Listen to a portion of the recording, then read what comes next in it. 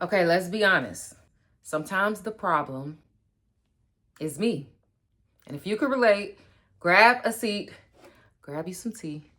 Let's talk about it. What's up, guys? It's Kia Harper, and it has been on my heart, on my spirit, to talk about something that I've been battling with in hopes to inspire those that can relate and that are going through similar things that I'm going through. And that thing is called self-sabotage. And I am a serial self-sabotager. Is that a word? I don't know. Sometimes the biggest person standing in your way is you. And there's been multiple times in my life where I felt that success came without me trying. It was just me being exactly who I was, doing exactly what I wanted to do, and falling into spaces or walking into rooms what I felt like was prematurely. So let's talk about what self-sabotage is. It's acting against your own best interests, even when you know better.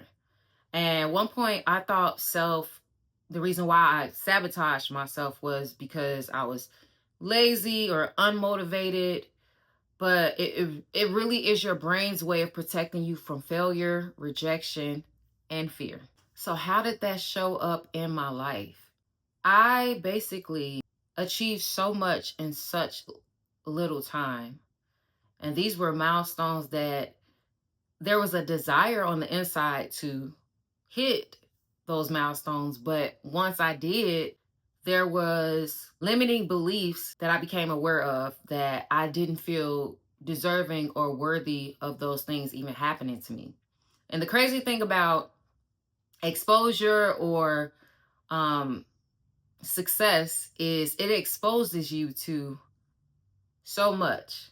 And that's going to be people that's going to root for you and people that are haters.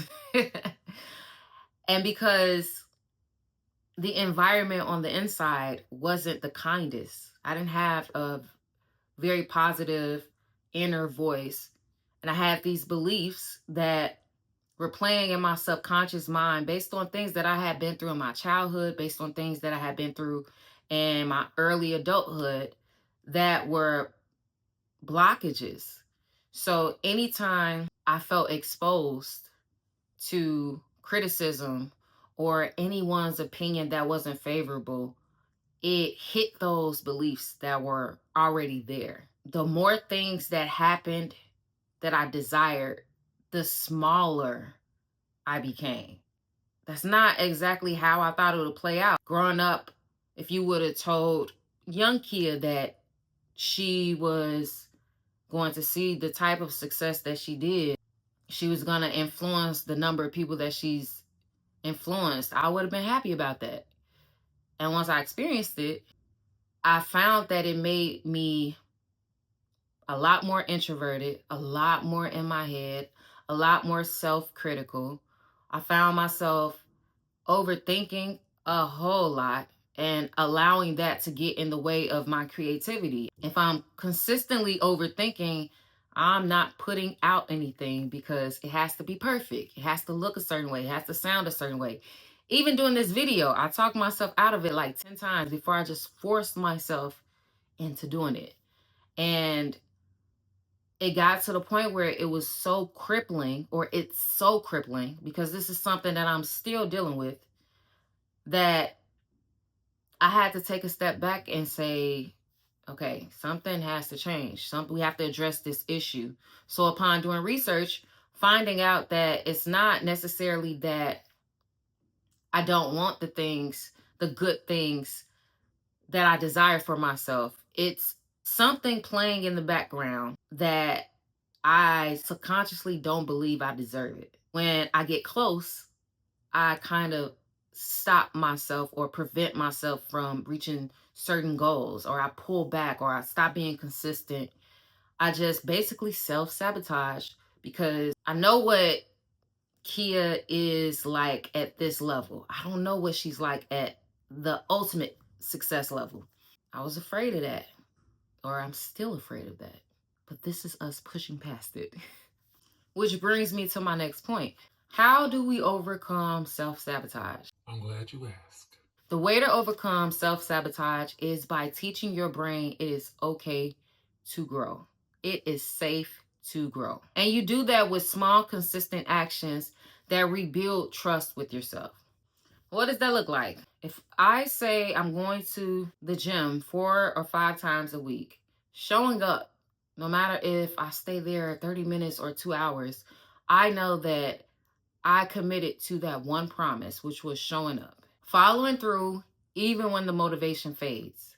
That one I'm still struggling with a bit because as a creative, once I'm not motivated or once that energy, that fleeting energy of inspiration goes away, it's almost like nails to a chalkboard to just push and pull an idea out. So following through is something that I'm still working on, but we gonna get there. Write down what you need to do and when you're gonna do it. That gives your brain a clear path to follow instructions. You don't have to guess anything. That one is key for me. I have a to-do list in my little notes app. I get a, a hit of dopamine if I complete or check something off of that list. So write down what it is that you need to do and put a date to it. Celebrate evidence. Every time you show up for yourself, no matter how small it is, reinforce it. My experience with self sabotage is I get stuck in overthinking instead of execution. Say, for instance, I will come up with a song. In my head, if it's not as good as the last song that I did, in my opinion, I won't put it out. There will be weeks at a time of me not releasing anything. The song could be someone else's favorite song. But because of the overthinking patterns, I basically paralyze myself and do nothing. Or it appears that I've done nothing because I'm not sharing it with the world. Wanting something so badly and feeling undeserving or not ready for it. There was one point in time I wanted 1 million streams.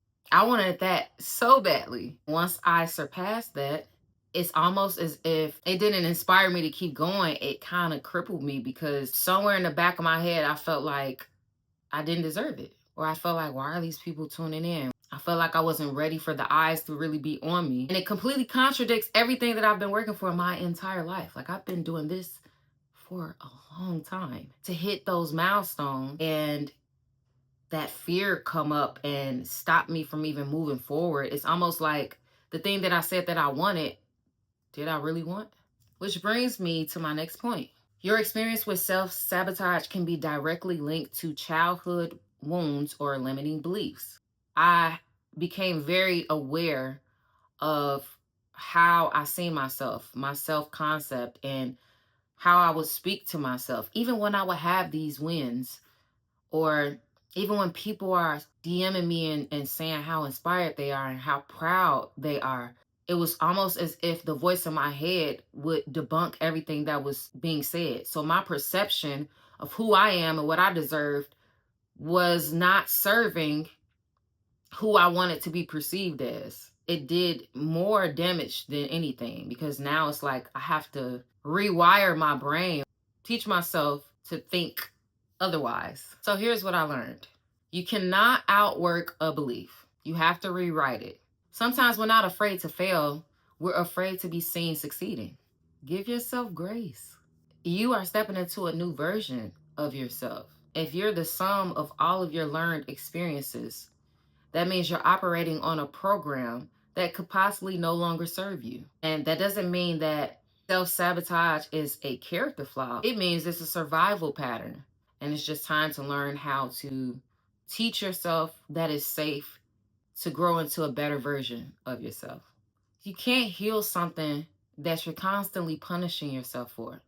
So if you're watching this and you've been self-sabotaging, I want to let you know you are not alone. So drop a comment and let me know one pattern that you're breaking this month. And remember, self-sabotage is not you failing. It's you protecting who you no longer are. The future you want is waiting for the version of you that stops running from it. And if you stayed to the end, my sincere gratitude. Thank you so much for being here with me and hearing me and connecting. And if anybody haven't told you today, let me be the first to tell you, you got this. We got this. Until next time.